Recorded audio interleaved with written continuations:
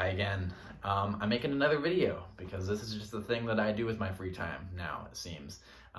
This is going to be about Iran and the coronavirus, which seem like they're two issues that are not the same issue. They seem like they're unrelated, but in fact, they're very much related in that Iran is covered in the coronavirus right now. So what I'd like to do is take a big topic, which everybody is talking about and can't get enough of, that being the coronavirus, and relate it to other topics which cannot be talked about ever and are never discussed, and thereby jettison those political topics, in this case Iran, into the broader public dialogue. What's happening in Iran right now? It's covered in coronavirus for a lot of different reasons. One of those reasons being the government did not handle the situation well. They didn't prepare well. They didn't close the border off from countries that had a lot of cases quick enough, so it spread quicker. I guess there's fake news online right now that people should be drinking alcohol, and so a bunch of people have drunk poisonous methanol, and about 300 people have died doing that. A lot of problems in Iran, a lot of problems with the Iranian government. But honestly, I did not make a YouTube channel to wag my finger at the government of Iran, because if anybody knows anything about Iran, it's most likely to be all the problems with the Iranian government, because that's what's told to us constantly and reinforced through the media all the time. And there's a lot of problems with those, but honestly, I don't know anybody in Iran. I have no influence over that government, and there are a lot of problems in Iran that start right here at home, right here in this apartment. I'm the problem with Iran. Not really, right here in America. But honestly, everybody who doesn't act is part of the problem. This is philosophy 101. And so what I would rather do is talk about what we can do to influence the situation and some of the topics which aren't discussed as much. And so what are we doing with Iran right now? Well, right now we're imposing massive economic sanctions on them, and have been for a couple of years now, which is crippling their economy. So they're in a big recession. Their currency has been devalued hardcore. Pretty much any goods tied to the United States or Europe or any Western companies are impacted by these, whether it's food, whether it's oil, whether it's medical supplies. And so there's a severe shortage of medicine and medical supplies going into the country. And we could think to ourselves, how would we react if Iran was not allowing in medical supplies during a global pandemic? It might cause more animosity towards them. This is a radical experiment in empathy that I'd like to undergo. And so that's what we're doing to Iran. Why are we, to the point that it's almost at the level of an embargo, and it's really hurting a lot of people there. Why are we doing that?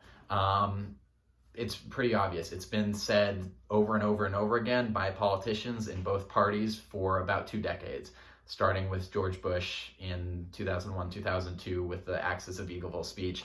It's because we want to overthrow the government of Iran.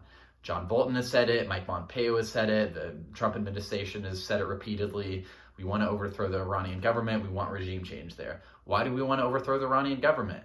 That's a bigger question, and that's a topic that I can't go into in a short video like this, but there's a couple main reasons. The first one being they're really the only country there which isn't a U.S. client state in the Middle East, in terms of they don't allow us to extract their oil, they don't allow us to use companies in, they don't buy our weapons, they have influence in Iraq and other neighboring countries which we want to have influence in, and they're pretty much the only country that's undermining U.S. and Western hegemony in the Middle East. They're not playing ball, essentially.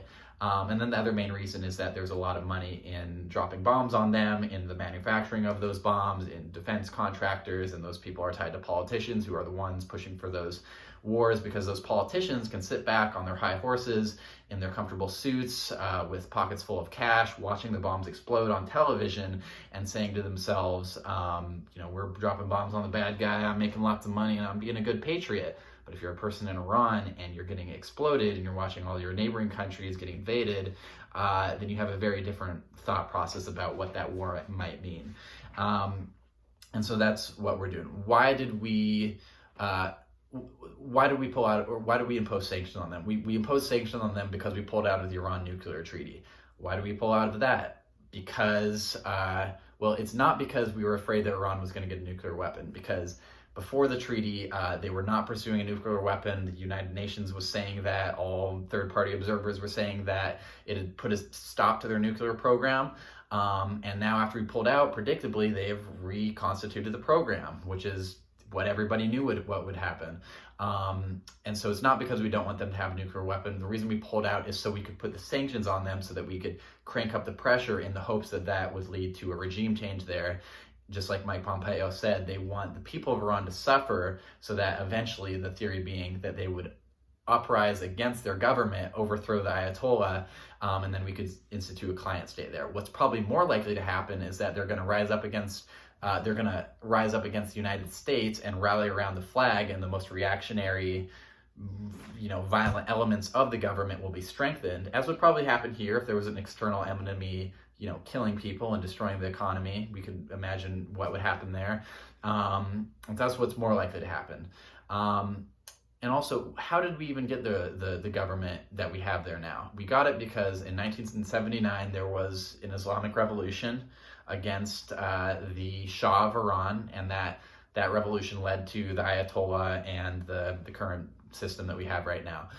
Who was the Shah of Iran? The Shah of Iran was a dictator, essentially a monarch imposed by the United States in order to open up the country to Western capital so that we could continue to extract resources from them.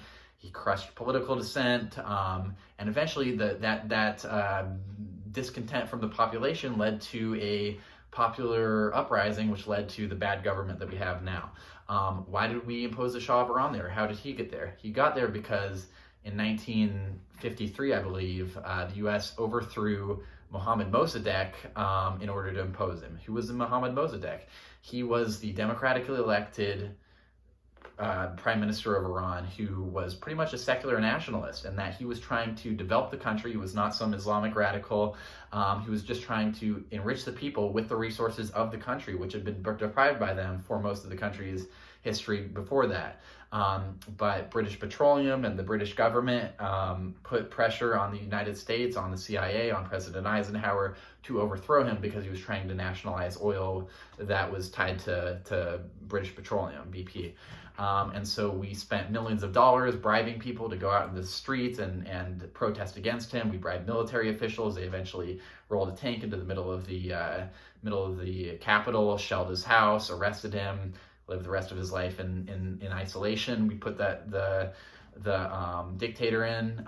He crushed the country, but allowed us to have the money flowed, and he played ball. Eventually, Iran overthrows them, and now we have the bad regime. And now there's problems with coronavirus related to what the regime did, but more problems with coronavirus related to what we are doing to them currently.